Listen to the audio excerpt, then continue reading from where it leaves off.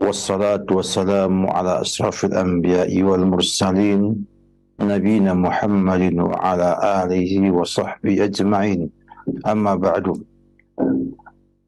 Kaum muslimin pemerhati Roja TV di mana berada, alhamdulillah kita bersyukur kepada Allah Subhanahu wa taala pagi ini bisa berjumpa kembali untuk melanjutkan kajian kita tentang bagaimana proses berkenalan atau ta'aruf antara orang yang ingin menikah dengan yang ingin dinikahinya. Pada perjumpaan terdahulu disampaikan bahwasanya cara seorang wanita untuk mendapatkan pasangan hidupnya adalah dengan cara bapaknya menolak orang yang soleh, kemudian bisa juga dengan perantara orang lain, orang yang ketiga, ataupun langsung menawarkan dirinya kepada orang yang dianggap tepat menjadi imam dia ataupun menjadi suami yang baik untuknya. Nah, pada hari ini kita akan coba membahas tentang sarana yang dianjurkan para ulama dalam memastikan data ataupun informasi untuk memilih pasangan hidup. Kenapa demikian? Karena untuk memilih kita butuh untuk tahqiq, untuk memastikan, apakah benar data tersebut ataukah tidak. Dan itu membutuhkan sarana. Dan alhamdulillah syariat tidak membatasi cara tertentu, memberikan kepada kita keluasan untuk menggunakan. Kita bisa lakukan. Namun di sana ada batasan, jangan sampai kita melanggar syariat. Nah, di sana ada beberapa hal yang disampaikan para ulama rahimahullah taala dari riwayat hadis Nabi ataupun dari amalan para sahabat, para ulama terdahulu, dalam memastikan informasi yang dimilikinya tersebut. Kenapa demikian? Karena validnya ataupun benarnya informasi itu sangat menentukan pilihan yang kita inginkan. Dan ketika memilih benar akan menghasilkan yang baik. Bila salah pilih akan ada penyesalan di kemudian hari. Oleh karena itu, melihat kepada apapun juga yang menjadi dasar kita dalam mengadakan pemilihan ataupun dalam kita memilih pasangan hidup kita harus diketahui dengan benar dan dengan jelas. Nah, di antara cara untuk mendapatkan data yang benar itu adalah yang pertama bisa dengan saling menyampaikan informasi tentang diri masing-masing. Atau kalau bahasa Arab ada tukar CV, tukar data.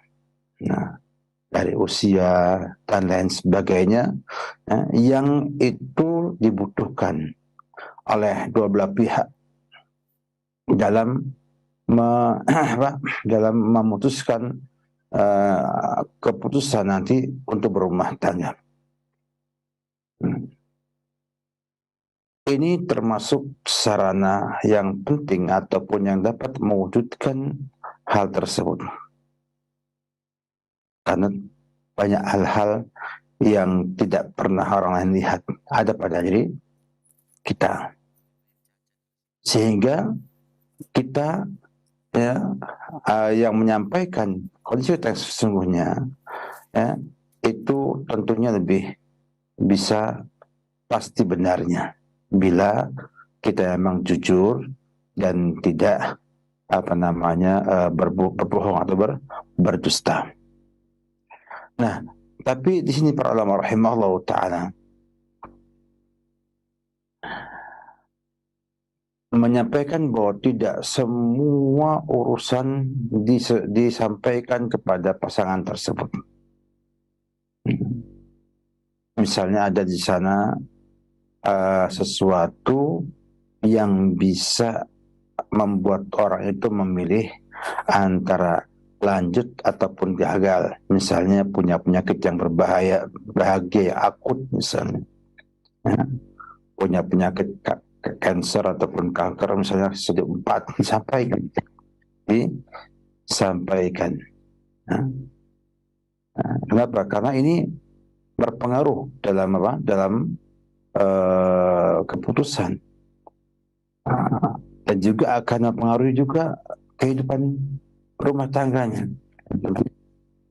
Sakit, jangan siap untuk menanggung atau bersabar mengobatinya.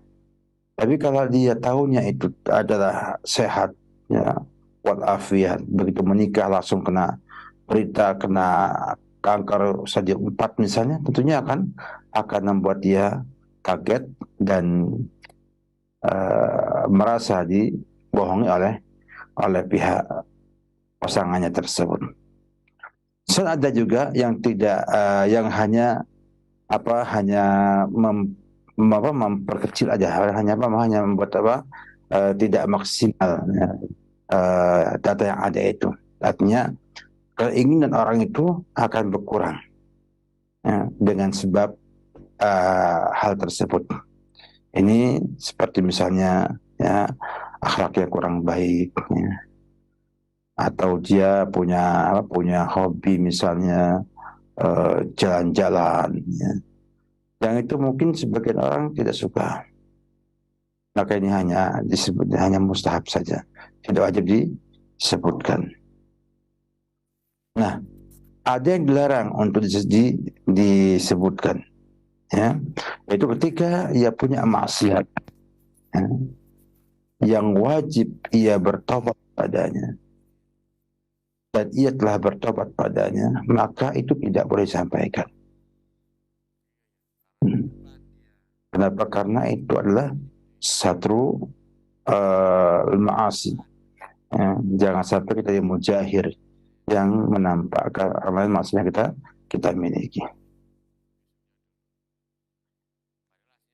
Nah, terkadang ini nggak cukup juga. Ya, orang yang ingin menikah itu nggak cukup hanya dengan pengakuan ataupun data yang disampaikan oleh pasangannya.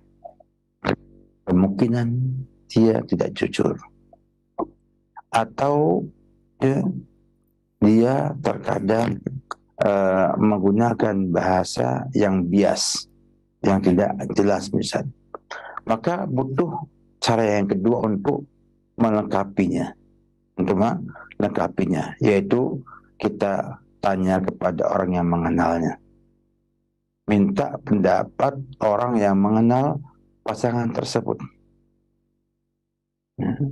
Kenapa demikian? Karena ketika dapatkan orang yang thikoh, orang yang dipercaya, yang terkenal jujur, tidak pendusta, bukan fasik, ketika menyampaikan kepada kita, ya,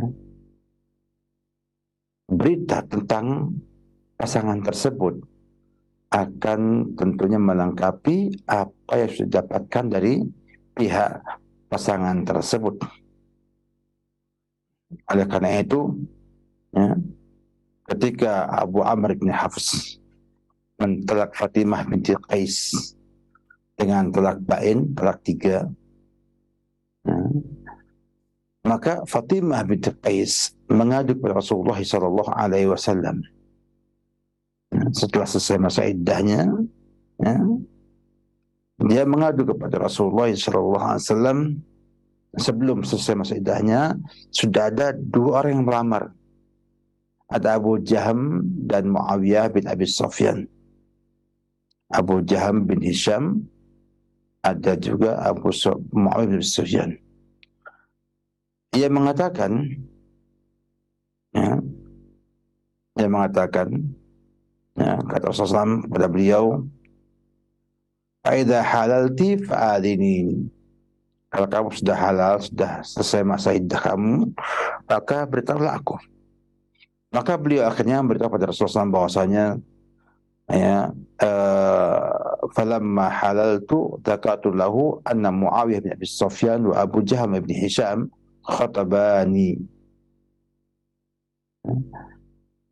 Ketika aku halal, sudah selesai masa iddahnya, ya, aku sapa pada Nabi SAW bahwa Muawiyah bin Abi Sufyan dan Abu Jahal bin Hisham, ya, itu melamar beliau, melamarku.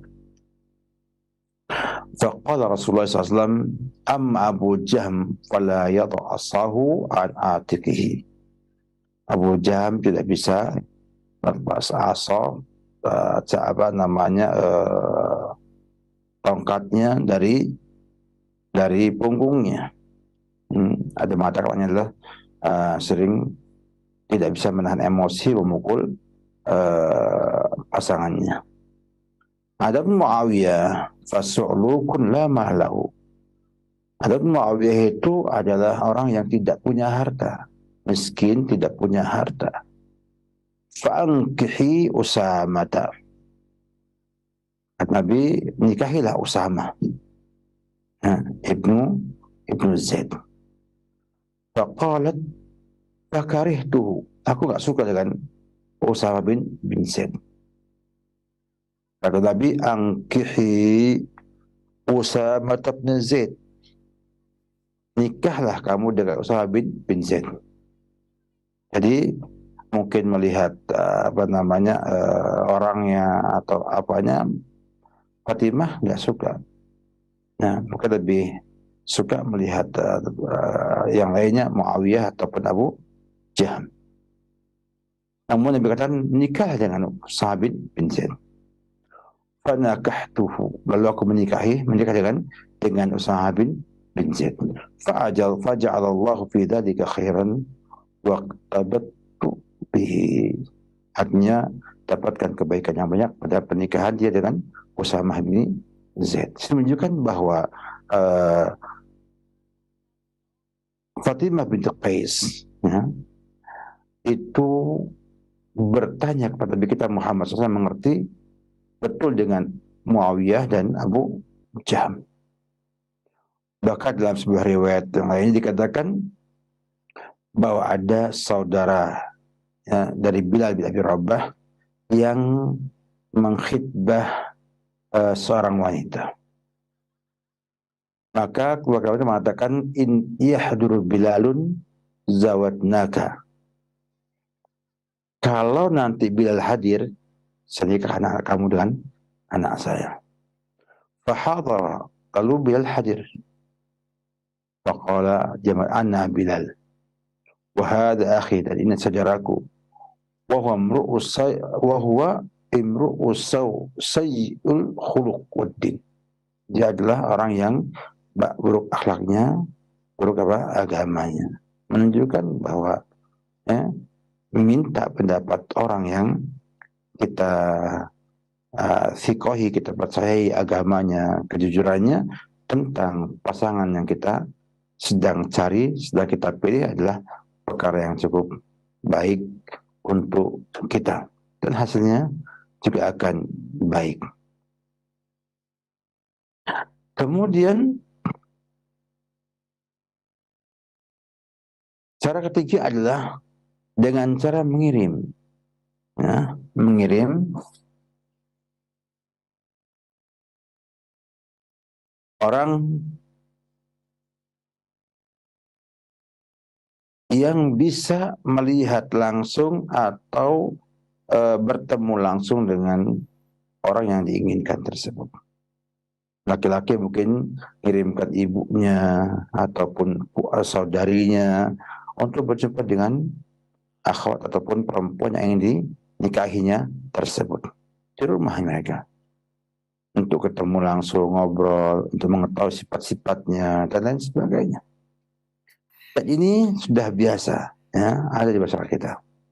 Dan sudah biasa di kita bahwa kita menyuruh kerabat kita untuk ketemu dengan calon pasangan kita untuk melihat apakah layak untuk dijadikan sebagai pasangan hidup kita ataupun tidak. Ya. Walaupun zaman sekarang ya kebanyakan orang tua datang untuk menentukan hari, padahal nggak harusnya sebelumnya dikenalkan dengan apa? Dengan pasangan kita agar apa? Agar dia bisa menilai kira-kira apa yang terbaik untuk anaknya tersebut. Demikian juga sang wanita bisa minta orang tuanya atau saudaranya untuk ketemu sama laki-laki tersebut untuk melihat ya, akhlaknya, teman-temannya dan lain sebagainya. Sehingga apa? Sehingga nanti akan muncul data yang lebih valid dalam hal ini. Oleh karena itu, ya, para fuqaha rahimahullah ta'ala ya, menganjurkan untuk itu. Artinya mengirim wanita untuk melihat kepada sang wanita pasangan yang kita inginkan, ya, untuk melihat. Kemudian menjawab kita bagaimana orangnya. Baik itu sifat fisiknya ataupun sifat-sifat akhlaknya.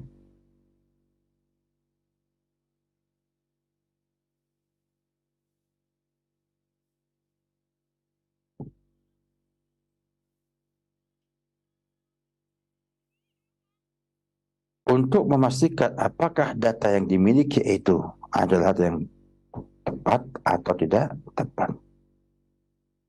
Nah, bukan berarti bahwa apa yang dilihat oleh saudaranya itu atau ibunya itu segala-galanya, enggak. Itu akan jadi perbandingan dengan data yang sudah ada. Tapi bisa jadi subjektivitas sang ibu ataupun saudari itu ya, terlalu tinggi sehingga akhirnya apa? Dia tidak mendapatkan, padahal harusnya itu diambil olehnya. Dan yang keempat adalah melihat orang yang ingin dikhidbah. Melihat langsung orang yang ingin dikhidbah, ada di lamar tersebut. Ini ada anjuran ya, dari Rasulullah SAW bahwa orang yang menikahi seorang wanita hendaknya melihat wanita tersebut. Ya. Hendaknya termasuk sarana ya untuk membuat adanya ulfah, apa namanya, hubungannya yang baik antara pasangan suami istri nanti. Mughirah bin Syu'bah pernah mengatakan Rasulullah SAW ya, pernah perintahkan ya, untuk ungzur ilaiha, lihat kepada sang wanita, fa innahu ahra ayu dam bainakuma, jadi pantas untuk bisa langgeng di antara kalian berdua. Artinya dia akan memberikan kepada kita sebuah hasil yang cukup baik, yaitu membuat kita lebih bisa awet. Kenapa? Karena kita tahu orangnya sebelum kita menikah. Sehingga diminta untuk melihat ila ma yad'u nikahaha, melihat yang bisa membuat kita mau menikahinya. Nah, para ulama khilaf tentang masalah batasannya, karena memang tidak ada dalil yang membatasi apa namanya bagian yang oleh wanita tersebut, oleh pasangan tersebut. Walau alam bisawab, yang rajih adalah ya, melihat yang biasa tampak ketika di rumah pada orang-orang yang soleh dan solehat. Karena umumnya orang yang soleh atau solehat di rumah itu, ya, perempuan-perempuan yang soleha itu menggunakan pakaian yang menutupi siku mereka sampai ke lehernya, ke bawah sampai ke betisnya.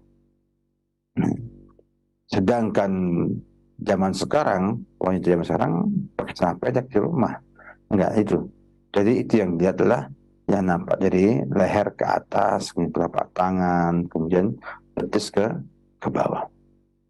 Ini yang rajih dan mazhab Hanabilah, wallahu alam bissawab.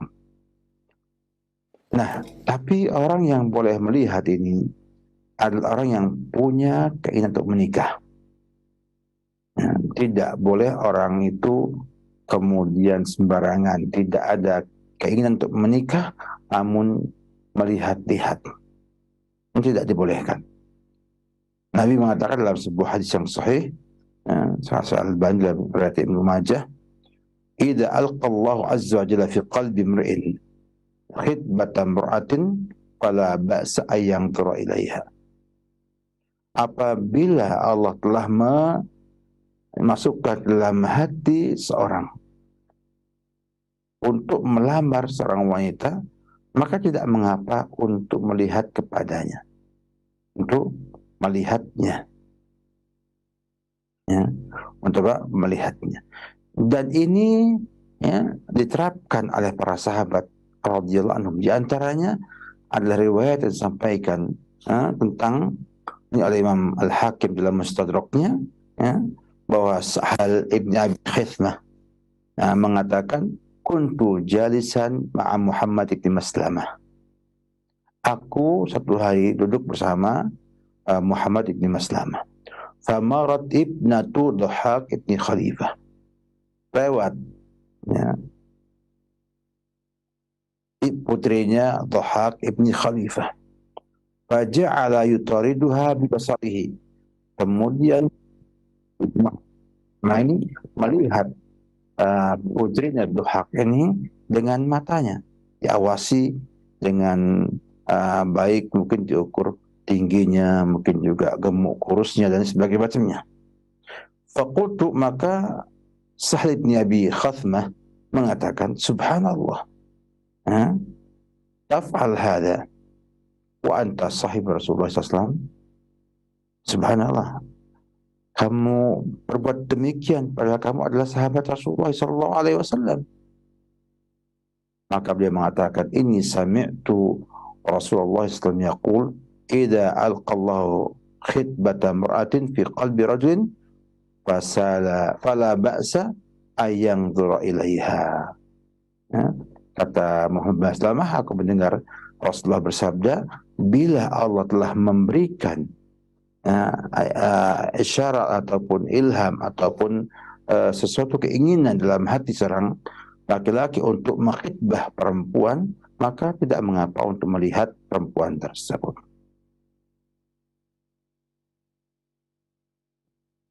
Demikian juga Nabi mengajak orang untuk melihat, untuk melihat dengan teliti dan fokus. Artinya bukan hanya lihat sekedarnya, dilihat betul. Ya. Dia mengatakan, idza khataba ahadukum al-mar'ata faqadir ayyara minha ma yad'uhu ila nikahnya falyaf'al. Jika seseorang kalian itu melamar seorang wanita dan mampu untuk melihat darinya apa yang mengajaknya untuk menikahinya, maka kerjakanlah.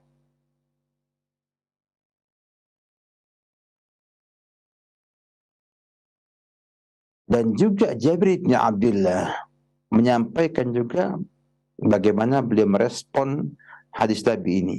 Kata beliau, fakhatabtu jariyatan, aku ingin melamar seorang wanita. Fakuntu atakhabba laha, aku itu melihat dengan sembunyi-sembunyi. Hatta ra'aitu minha ma da'ani ila nikahiha, sampai aku melihat darinya sesuatu yang mengajak aku untuk menikahinya. Fatazawwajtuha, lalu aku menikahinya. Menunjukkan bahwa para sahabat juga melihat pasangannya. Kenapa? Karena ini penting, ya, ada hajat kebutuhan untuk itu.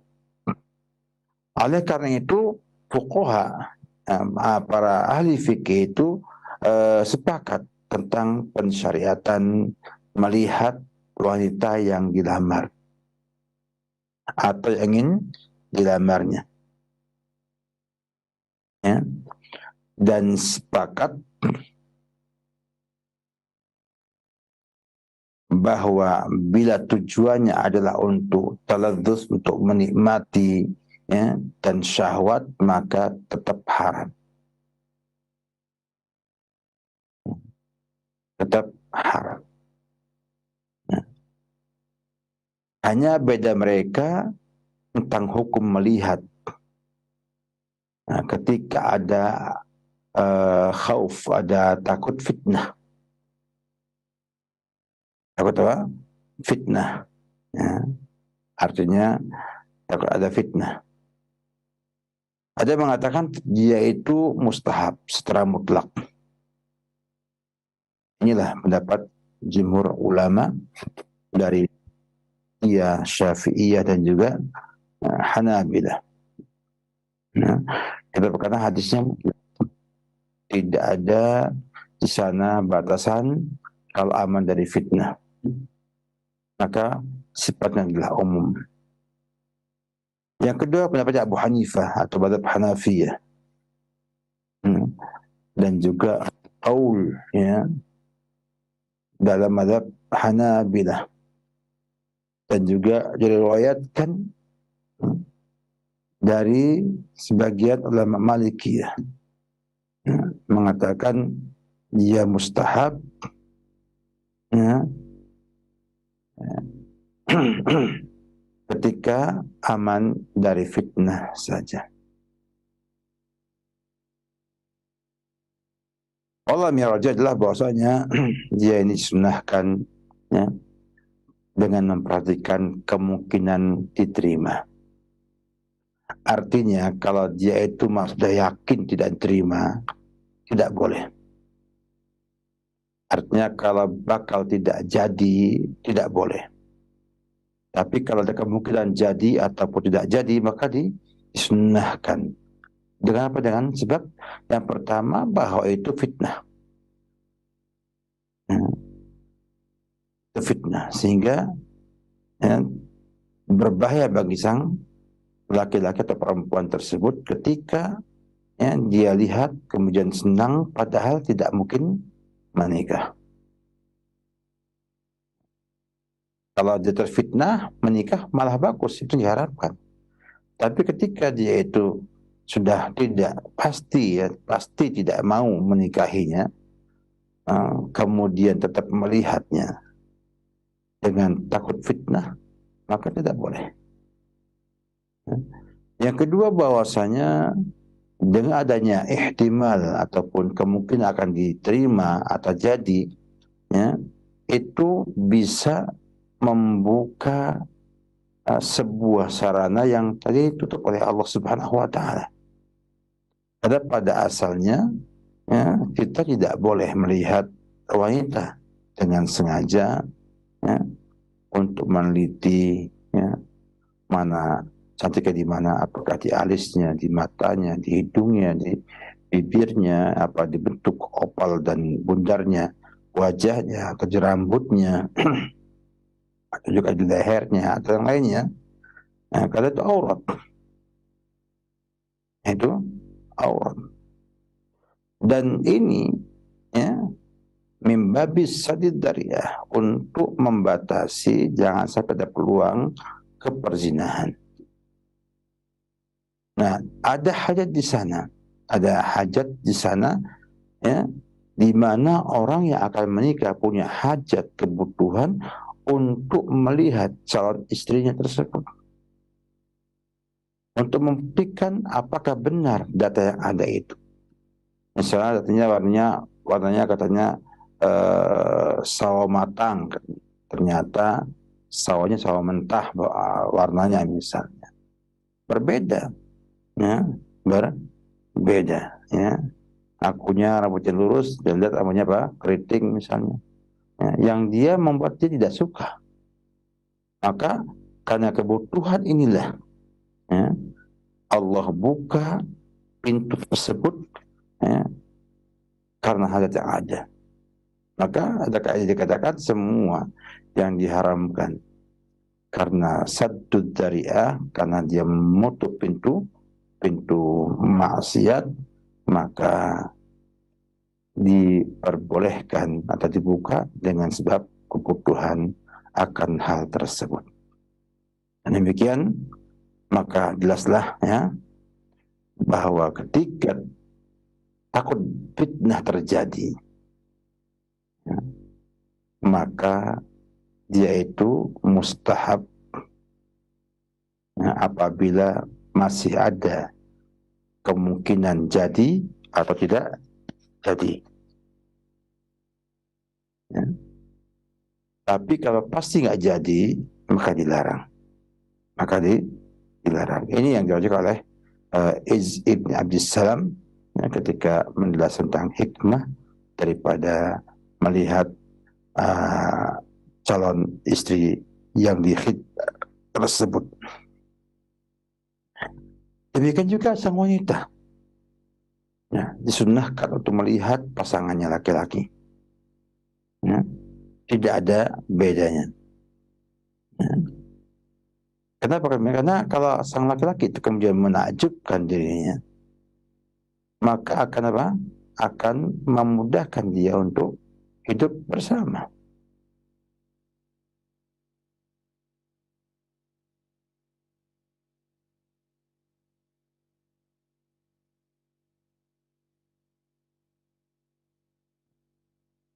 Maka ya, dengan demikian boleh perempuan untuk melihat pasangannya kira-kira bagaimana bentuknya. Kalau kemudian berkenan, ia bisa menerima lamarannya.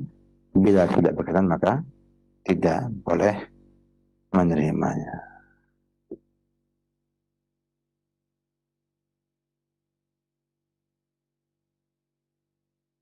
Apakah boleh?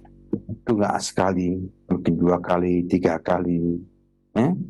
Para ulama rahimahullah ta'ala mengatakan boleh bebas sampai ya, ia ingin menikahinya. Atau yang perempuan sudah nggak mau ya, atau menolak, maka dibolehkan.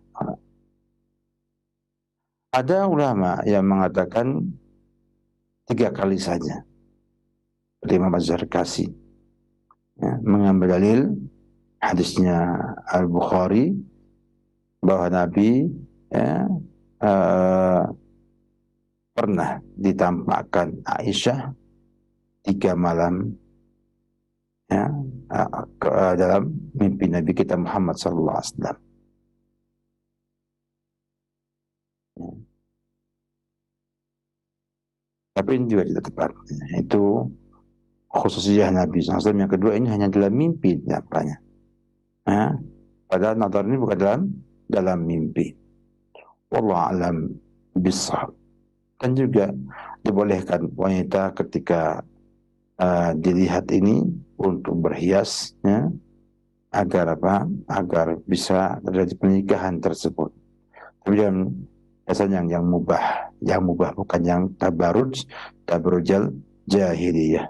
Artinya dengan bersih misalnya, ya, menggunakan hal-hal yang dibolehkan oleh syariat, termasuk juga mungkin mengenakan sesuatu yang nanti bisa menambah kecantikannya, selama itu tidak sampai pada atasan tabarruj. Wallahu alam bissawab.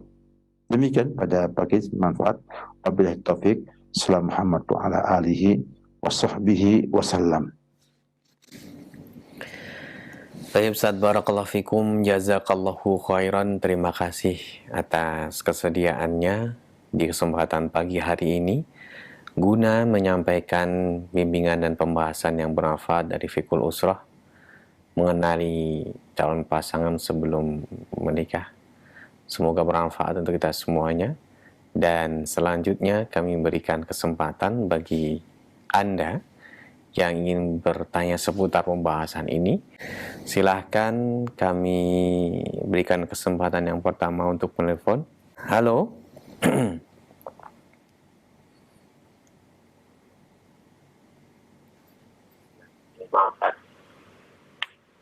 Halo. Halo, Assalamualaikum. Waalaikumsalam warahmatullahi wabarakatuh. Dengan siapa ini, di mana?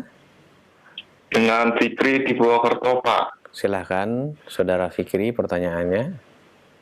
Assalamualaikum Ustadz. Waalaikumsalam. Betul. Saat ini saya sedang Ustadz mengincar akhwat. Nah, saya agak bingung nih Ustadz. Apakah saya ada dua pilihan sebenarnya? Apakah saya harus memilih yang ini sebenarnya sudah saya dekat sejak mungkin SMA ya. Nah, dia cantik. Kemudian yang kedua ini saya melihat dia itu agamanya bagus, Ustaz. Namun Ana jujur tidak terlalu kenal begitu dekat. Nah, apa saran dari Ustaz terkait hal tersebut, Ustaz? Sudah melakukan apa artinya yang tadi Ustaz jelaskan berkaitan dengan pendekatan ke keluarganya atau orang-orang terdekatnya belum, Mas? Belum, Pak. Oh ya. Belum. Jadi dua orang ini ya yang Ya, diincar nih. Ya baik. Ya. Terima kasih atas pertanyaannya. Iya, silakan. Waalaikumsalam warahmatullahi wabarakatuh. Ya. Bisa diulang, ada yang putus tadi suaranya. Iya, Ustaz, saudara kita ini kebetulan dia sudah siap untuk menikah dan dia punya dua incaran. Yang pertama cantik dan sudah dia kenal semenjak sekolah SMA. Dia tertarik kepadanya. Ada lagi akhwat yang kedua, tidak cantik tapi baik agamanya. Tapi saya tidak mengenalnya. Nah, Ustadz, bagaimana? Apa yang harus saya kerjakan untuk mendapatkan yang terbaik? Silakan. Iya. Kita lihat kepada permasalahannya satu pada permasalahan perempuan yang pertama itu sudah dikenal oleh Anda dengan baik. Hanya agamanya ini tidak baik atau belum jelas. Yang kedua ini orangnya agamanya baik tapi nggak jelas orangnya. Maka saya sampai pada Anda pilih yang kedua dulu. Siapa tahu agamanya baik, setelah dilihat orangnya juga cantik. Nah, makanya kita berusaha pertama menilai agamanya. Bila agamanya baik, maka apa? Baru lihat yang lainnya. Baru lihat yang lainnya. Nah, kenapa demikian? Karena Nabi yang mengatakan demikian. Ya. Bahwa nanti apabila agamanya baik, maka akhlaknya akan baik. Kalau akhlaknya baik, banyak orang yang kita lihat tampangnya tidak cantik, mampu membahagiakan suaminya, ya, yang tampangnya sangat baik. Tapi kalau kemudian dilihat tampangnya itu tidak membuat Anda bisa mood ya, ataupun mungkin akan membuat Anda tidak suka, maka Anda punya hak untuk tidak memilih ya yang demikian. Kenapa demikian? Tidak mesti agamanya baik kemudian bisa bersama Anda setiap saat dalam rumah tangga Anda. Khawatirnya Anda akan bosan, Anda akan merasakan menyesal. Kenapa? Karena memilih hanya sekedar agama saja. Nah, maka dari itu yang menjadi sasaran utama adalah itu. Agamanya baik dulu, dia kenal, baik akhlaknya, baru dilihat orangnya. Siapa tahu orangnya juga cantik juga. Ya. Allah alam bisawab. Ustaz, barakallahu fikum wa jazakallahu khairan. Terima kasih atas jawaban dan nasihatnya. Semoga bermanfaat untuk yang bertanya khususnya, serta kita semua yang menyimak pada kesempatan kali ini. Selanjutnya kami berikan kesempatan kembali. Silahkan menghubungi nomor kami guna bertanya langsung atau berkonsultasi seputar pilihan-pilihan Anda sebelum memutuskan untuk menikah supaya mendapatkan calon yang terbaik. Langsung dijawab oleh Ustadz Khalid Samudi LC di kesempatan kali ini. Silakan. Halo. Halo, Assalamualaikum Ustaz. Waalaikumsalam warahmatullahi wabarakatuh. Dengan siapa di mana ini? Dengan Pak Samsu di Lampung Ustaz. Silakan Pak Samsu, pertanyaannya. Mau tanya, saya ini punya anak perempuan pertama, usianya sekarang sudah 26. Ya. Nah, apa yang harus saya lakukan supaya anak saya itu dapat suami yang soleh gitu, sesuai dengan anjuran Rasulullah SAW. Apa usaha saya yang harus saya lakukan, Ustaz?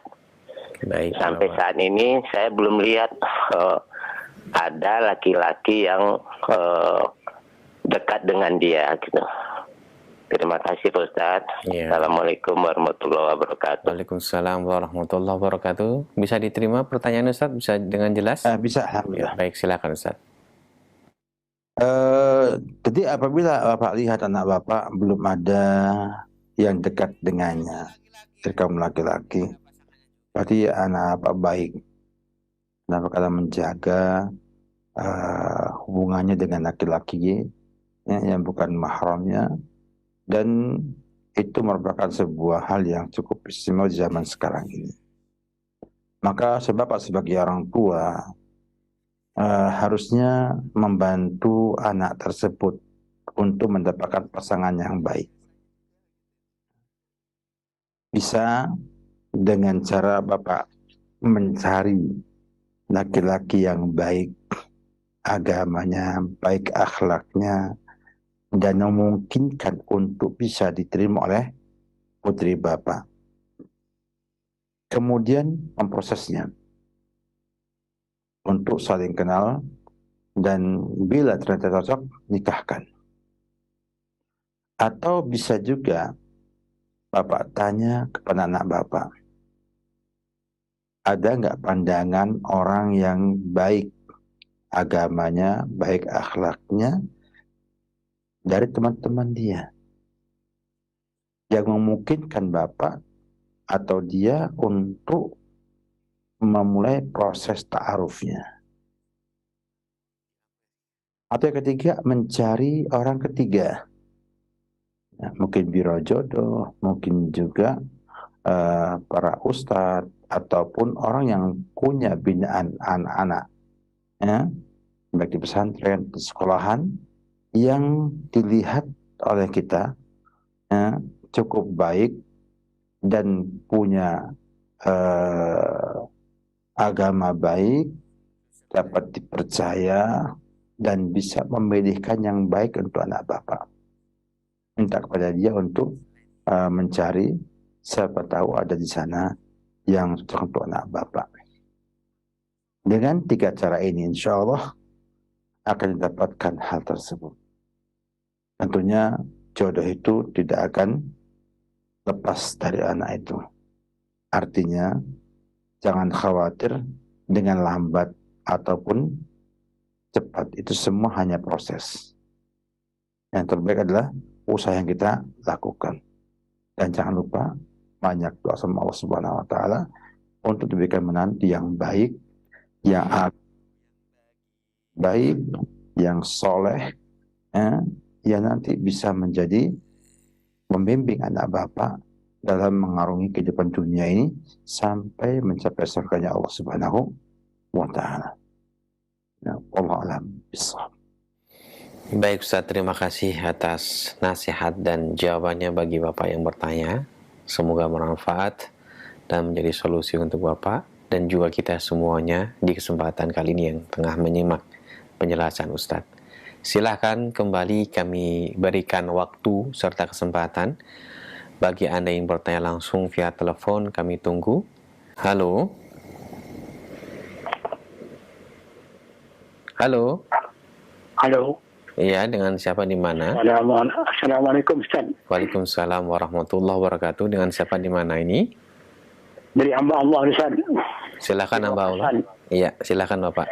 Sebetulnya kami akan bertanya 2 pertanyaan Ustaz, kalau boleh. Iya. Pendek Ustaz. Yang pertama, saya punya anak juga, perempuan. Kemudian umurnya sekitar 20 lebih gitu. 23, 22 gitu. Ya. Sampai sekarang nggak punya jodoh. Kemarin itu ada orang laki-laki yang berminat kepada dia. Tapi setelah saya telusuri, keluarga kami menemukan gitu latar belakangnya katanya ada yang tidak baik, Ustaz. Ya, buruk gitu istilahnya menurut Bapaknya. Yang pertama. Yang kedua, Ustaz, kami sebetulnya sudah tidak punya istri lagi. Dan keinginan ingin beristri lagi, Ustaz. Cuman kondisi badan fisik saya, terutama di mata, itu tidak mengizinkan, Ustaz. Tapi tidak buta total. Punya keinginan untuk beristri lagi supaya penghasilan saya tanda pensiun saya ada yang menggantinya gitu. Nah, tapi setelah saya mendekati seorang wanita yang Bapak inginkan, bahkan dua wanita, Ustaz, yang saya tahu, yang juga beda, janda, dia tidak mau, Ustaz. Ya. Ya, apakah kami ini dikatakan putus asa? Sekarang saya sepertinya putus asa, tapi tidak putus asa, Ustaz. Ya. Cuma ini, coba selalu mendoa kepada Allah, mudah-mudahan ada seorang wanita yang bisa mendampingi saya gitu. Baik, terima kasih. Bagaimana, Ustaz? Iya. Solusinya sebagai orang saya, apakah saya termasuk orang yang berdosa karena tidak beristri gitu? Iya. Terima kasih, Ustaz. Assalamualaikum. Waalaikumsalam warahmatullahi wabarakatuh. Bisa dipahami, Ustaz? Bisa didengar dengan jelas pertanyaan Bapak tadi? Alhamdulillah. Silakan. Yang pertama ya, Pak, bahwa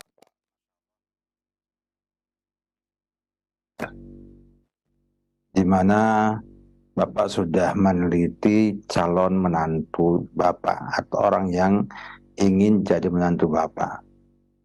Saya dapatkan bahwa backgroundnya atau belakangnya sangat buruk atau buruk. Maka kalau demikian keadaannya, lepas. Ya, jangan diterima dulu. Nah, karena apa? Karena pernikahan bukan hanya untuk sehari 2 hari, sebulan 2 bulan, setahun 2 tahun. Tapi pernikahan adalah sebuah sarana untuk menggapai ridhonya Allah Subhanahu wa Ta'ala, yang tentunya memiliki banyak tugas-tugas yang harus diemban oleh anak Bapak ataupun calon menantu Bapak.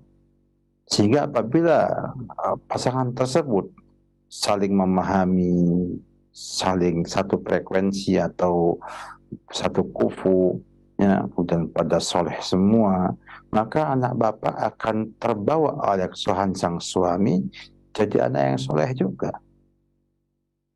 Maka tolak saja. Cari yang punya background baik, ya, keluarganya baik, kemudian akhlaknya baik, agamanya baik, ya, dan insya Allah ada. Tinggal menunggu saja timingnya atau waktunya. Maka juga yang kedua yang Bapak lakukan itu adalah sebuah upaya yang bagus. Bapak ingin menikah lagi agar punya pendamping hidup Bapak, bisa menjaga walaupun punya kelemahan pada mata sang Bapak, ya, mungkin matanya sudah tua, lamur, ya, sudah mau buta misalnya, hampir buta.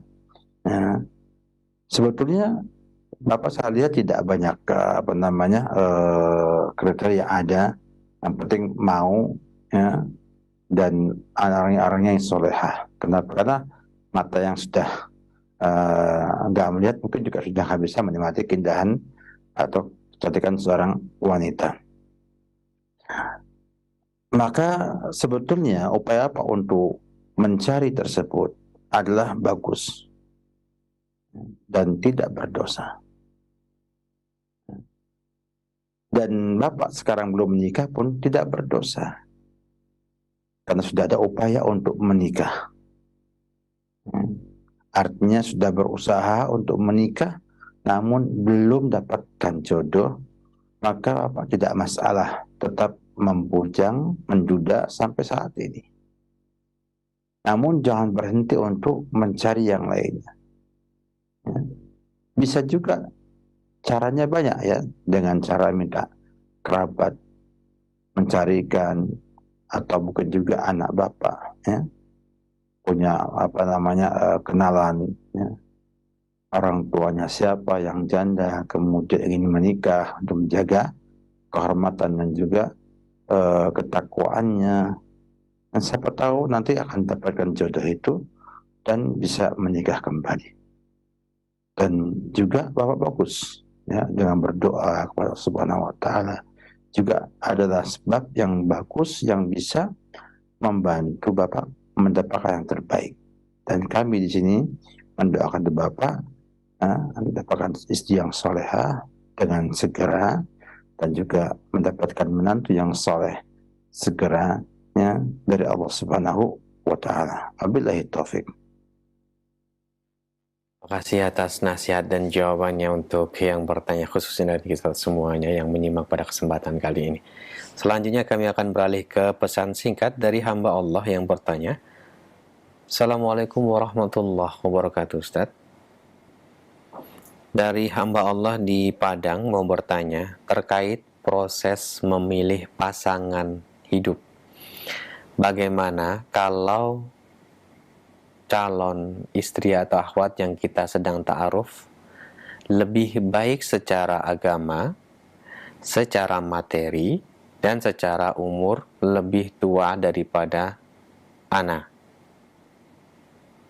Apakah tidak masalah menimbang ada penjelasan tentang adanya syarat sekufu?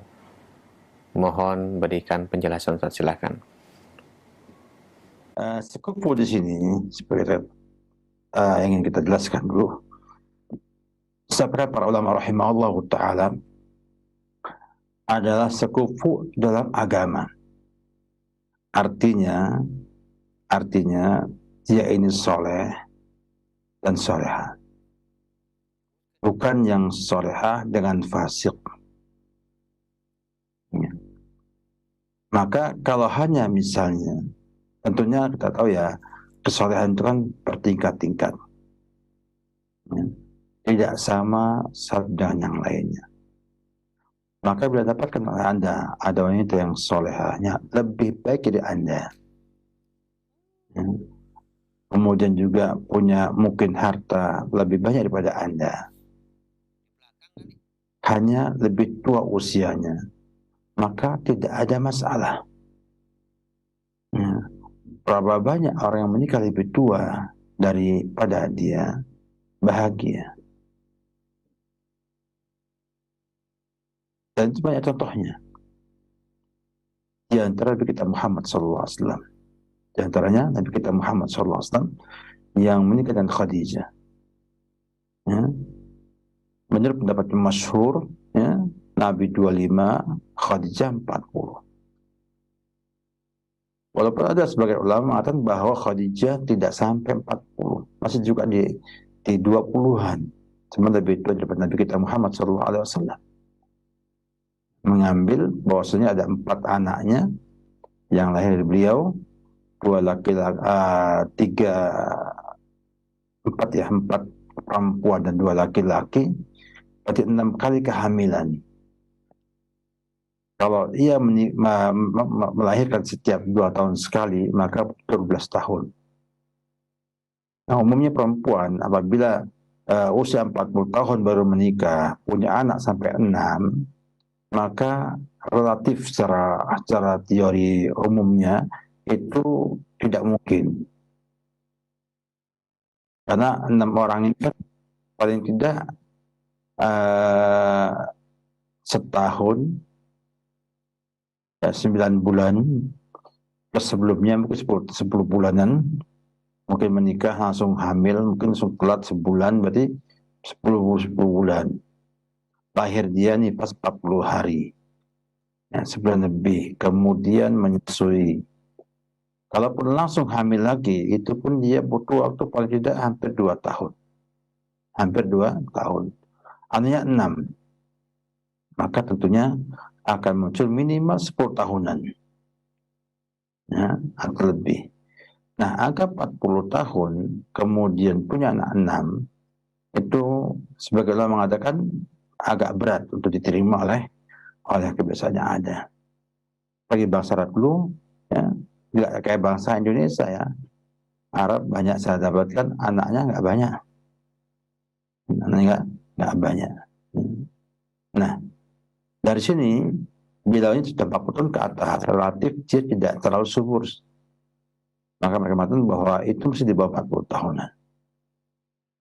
Makanya ada ulama yang mengatakan bahwa 40 tahun itu bukan pendapat yang rajih. Karena memang riwayatnya tidak ada yang sahih, yang sharih, ya, yang jelas usianya 40 tahun. Hanya ada riwayat yang dhaifah menyampaikan usianya 40 tahun tersebut. Maklum ya, zaman dulu ketika menikah Nabi belum ada Islam.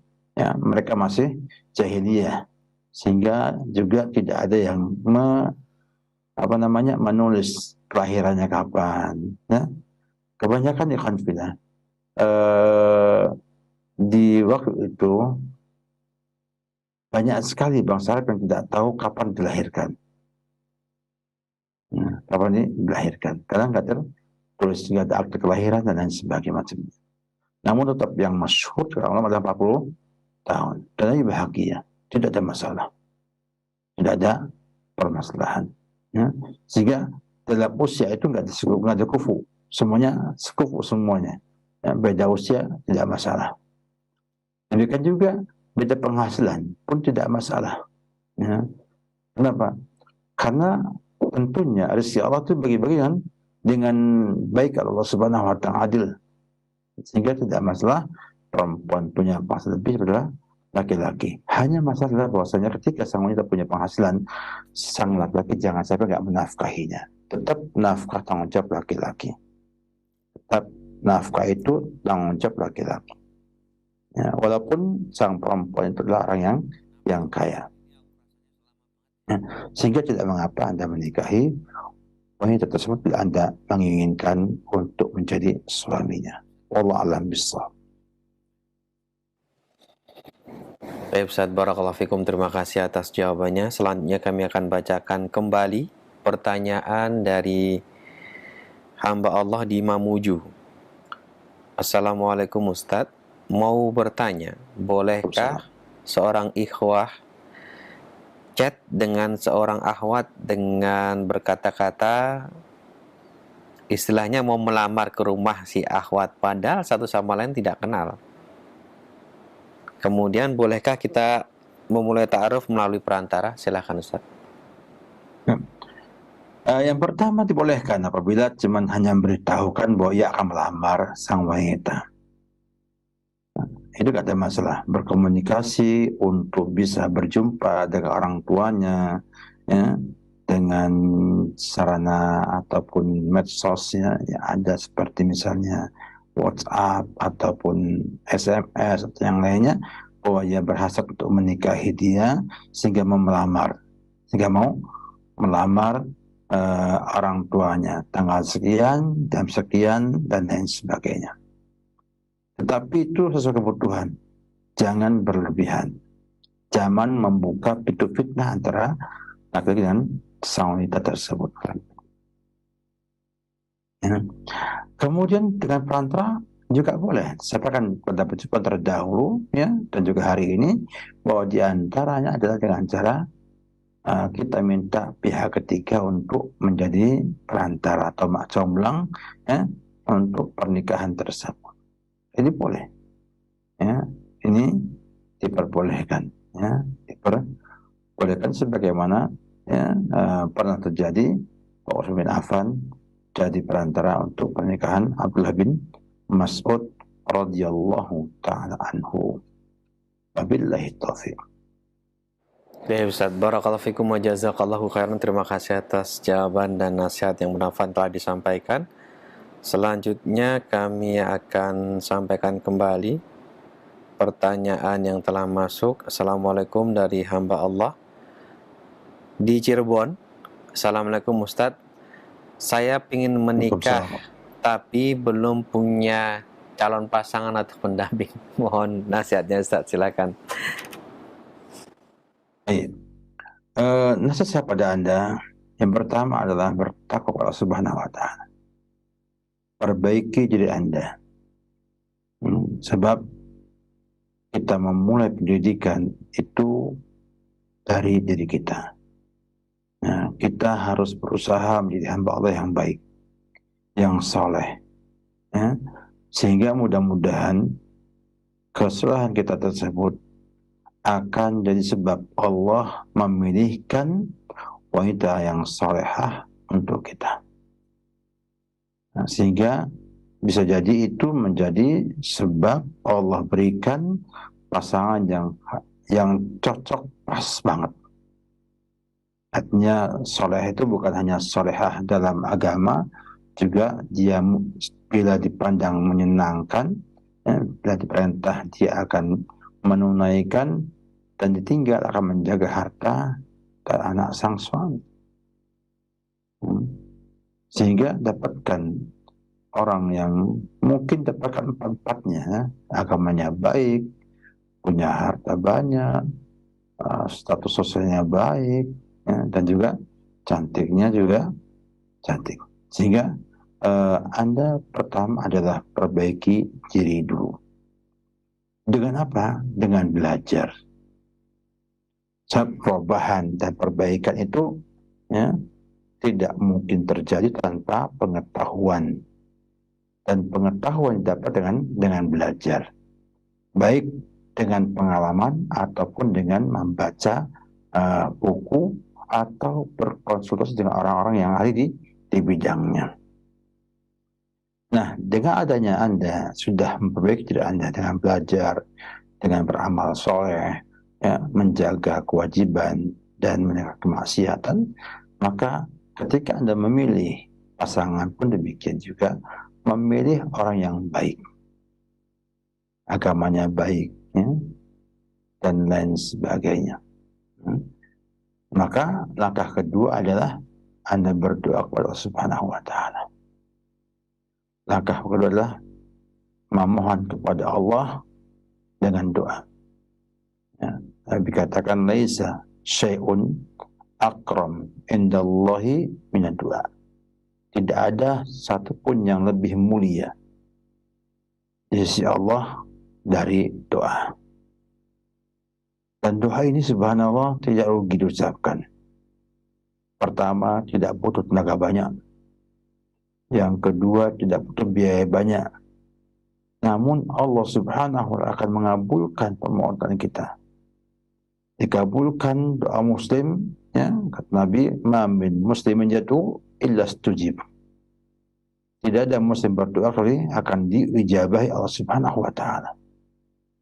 Baik bentuknya dikabulkan ketika itu, atau dihilangkan madarat yang setingkat dengan itu, atau disimpan nanti di hari akhir sebagai amal kebaikan, pemberat timbangan amal soleh kita di akhirat nanti. Berdoa, minta sama Allah wanita yang solehah yang bisa membantu urusan agama dan dunia kita. Kemudian setelah itu barulah mencoba untuk menjalankan, ya, atau mencari sebab-sebab memperoleh istri yang solehah. Yang pernah saya sampaikan, ya, dalam dua kali pertemuan ini, ya. Dengan apa? Dengan melihat pada akhlak agama sang wanita tersebut. Nah, setelah antum usaha semaksimal ini, usahakan jangan melanggar syariat. Usahakan semuanya ini tidak ada pelanggaran syariat sampai pada tahap khitbahan atau pelamaran, usahakan tidak ada pelanggaran syariatnya. Semoga begitu pernikahan terjadi tanpa ada mukhalafah syariahnya, mudah-mudahan jadi sebab keberkahan Anda dan keluarga Anda semuanya. Ya. Wallahu a'lam bishawab.